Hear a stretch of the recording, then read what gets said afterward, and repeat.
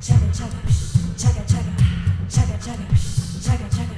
All aboard the choo-choo train, all aboard the choo-choo train, all aboard the choo-choo train, all aboard, choo-choo. All aboard the China train. We're learning Chinese whether you like it or not. The language is just pouring into your brain like liquid soap. That's right, it's time to learn about how you can learn about what we want to learn about learning Chinese.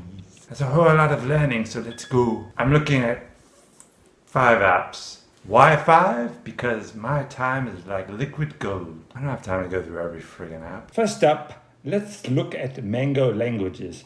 I did a review on Mango Languages, the whole friggin' website, a very long time ago. Link down below. I don't know what mangoes have to do with languages. I'm gonna be honest, this was my least favorite. It just had a monotony about it. I like the Spanish course. I did the whole Spanish course, but not feeling this. No pictures. I think the only one of these apps without pictures, and everyone knows when you're studying Chinese, you need some steaming images of rice to entice you in your learning adventures. I do have a lot of material. I'll give them that, but you don't teach me the writing system, Mango Languages. You just throw me in the pot like a pot sticker. You do have Cantonese, though. I'll give you that. I'll grant you that. You do have Shanghainese.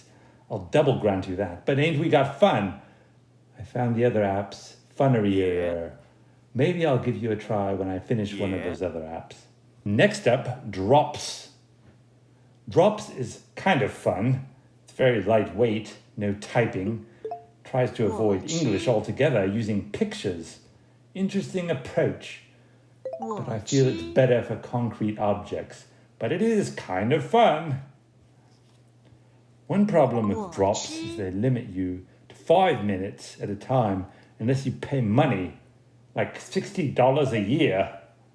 I don't believe in money. I've decided to not use Drops for Chinese, instead using my fat 5 minutes for Arabic, which I'm tapping away at. But it's a unique approach. I give them that.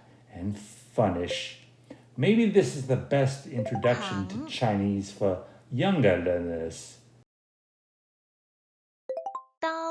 Next up, probably the biggest player in the language market, Duolingo. They recently had their IPO, and like most of these apps teaching Chinese, they mean Mandarin. I've used Duolingo a long time, and I continue for Spanish, French, German, Italian, and Japanese, and I've tried a lot of other languages. Did their microscopic Latin course, for instance. The Mandarin course, aka China. I'm trying to bring my British accent back, but it went away. The Mandarin course, aka Chinese, I say Aka Chinese. Aka Chinese is pretty well developed. I believe the CEO said that passing checkpoint 5 is roughly equivalent to getting to A2 on the CEFR. So you can download some language thing that lets you type from... I used to manually type in the characters on the Japanese course before burning out and just switching to the click mode. But that option is available. It seems not bad. But I just found the next 2 websites and apps a little better. For my hardcore video audience, aka no one, you may remember that I said, this is the website I'm using for Korean.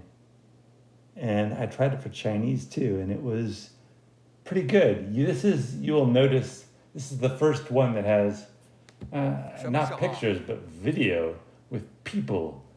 Chinese people, I assume, because they're talking Chinese.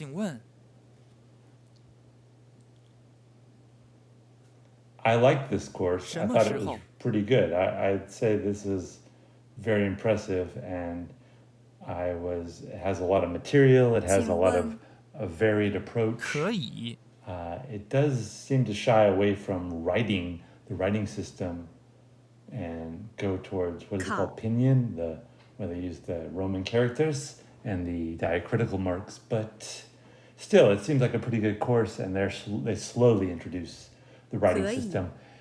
The only thing that stopped me from using this one is that I found a course very similar, but I like it even more, I guess.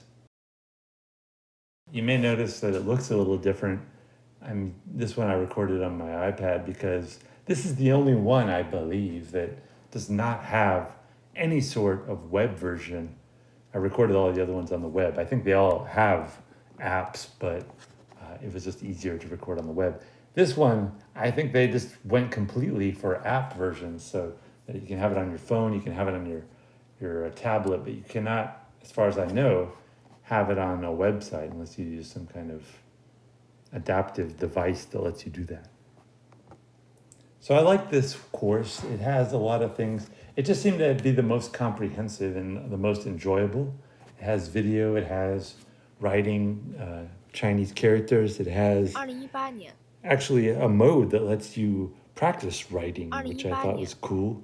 I think Duolingo may have that 2018 too. 年 But as far as I know, the other courses do not have that. You're going to have to use paper to write if you want to learn the writing system, which may or may not be helpful. I don't know. I shied away from writing with a lot of like Japanese. I don't really 你的 practice 生 writing, but 日 maybe 是 doing 几 that 月 process of 几 writing 号 out the characters will help you remember. It's quite possible. It's quite possible. Anyway, this app, Hello Chinese, is pretty fun. I've enjoyed it. It has pictures. It has 年 all kinds of things. Oh. It lets you talk and practice your speech patterns to see if you're getting the right tones, because Mandarin and other Chinese dialects are tonal languages. So you gotta speak them the right tone, or else you'll say something totally innocuous and weird and unright.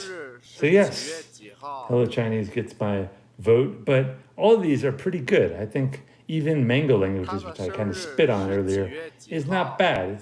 It's just, maybe if you get past the monotony and you stick with it, it'll pick up a little, but I think all of these are pretty good. They're more or less enjoyable. I just picked the one that I found most enjoyable. You've seen them all now, so whatever one looks most 他的 attractive to 生 you, 日 that's the 是 one I would go with. 1994 Whatever 年 keeps it 7 exciting 月 for you 9 and 号。 enjoyable. Because as soon as you start burning out and feeling like it's a monotonous 他 job to do, 的 then that's probably when you should switch to a different 生 format. 日 So there you have it, you intolerable wretch. And what about you? Have you discovered a powerful way to transplant the Chinese language into your skull, be it via book, be it via video, be it via computational inertia, what have you, however, so be it. Put your fingers to work in the great blue yonder down below and tell me all about it. That's it for now. Goodbye.